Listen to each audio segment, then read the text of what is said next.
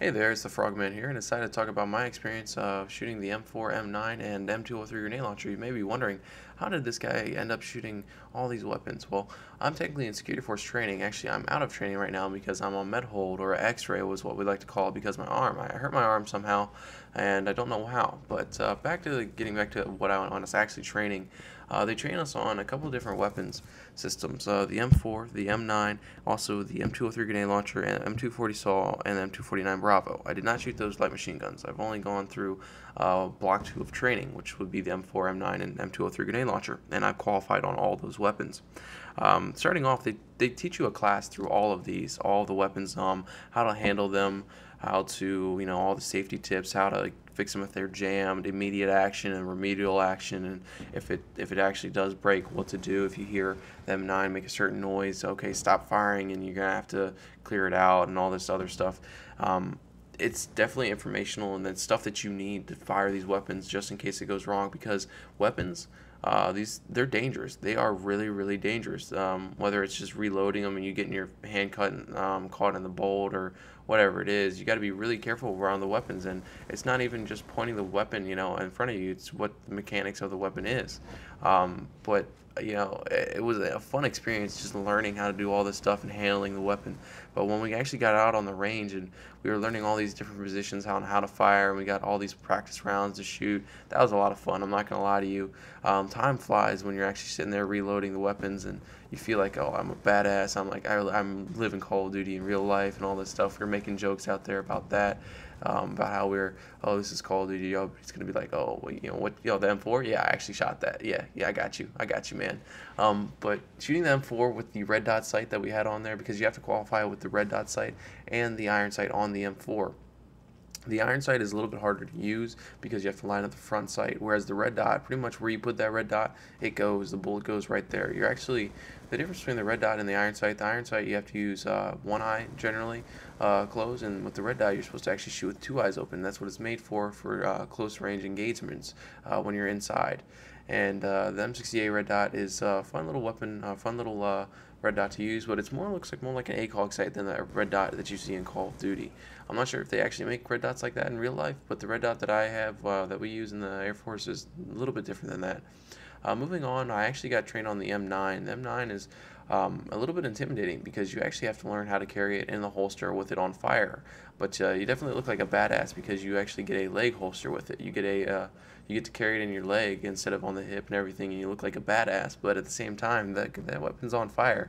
It's a little bit intimidating because you make one wrong move. Generally, if it's on the holster and it's secure in the holster, it's not going to fire. But putting it in the holster, you're like, ooh, I almost shot myself in the foot there. Somebody actually almost did that. And especially on the firing line, I actually had a girl next to me from my sister flight from basic. She's security forces as well. She kind of took it because I was in the lane next to her, and instead of, you're supposed to keep the weapon muzzle and barrel pointed down range at all times. So she went to go reload it, and she took it to the right towards me, and we're in a crouch position, and I'm like, hey, get that crap back down line because I don't want to get shot. I mean, we do have instructors watching us, but I guess he didn't catch it, and she was like, oh, my bad. She's like, oh, it wasn't that serious. I was like, you didn't have a weapon trained on you. If you have an M9 pointed at you or pointed anywhere near you, or any weapon for that matter, you're going to be serious, because with the M9, we're shooting live rounds. They don't have little porcelain rounds that, yes, they'll still hurt and could kill you, but these are actual M9 rounds that could actually potentially leave some serious injury. So I was like, no, you need to get that crap back down range. I'm not getting shot. And then she's like, oh, you overreacted. I'm like, no, you need to learn how to handle a weapon, obviously. But it was a lot of fun because it's actually, looks like the police targets that you see all the time. And the M9 has a lot more kick than you would actually think from Call of Duty. And it's a 15-round magazine, I believe, is what we used when we fired, and loading them up and just sitting there like two to the chest, one to the head, and just firing and all this stuff. It was a lot of fun. Now moving on to the M203 grenade launcher, or the noob tube as we like to call it in Call of Duty. It's gonna kind of a funny story here. Maybe not funny to you guys, but it was funny to me at the time because we were taught how to use it, did the classes and everything. It's really simple. And the rounds that we were shooting were 40 mic 40 millimeter rounds, just like in Call of Duty, but these were like orange paint that we had in them, so that we weren't actually firing explosive rounds downrange.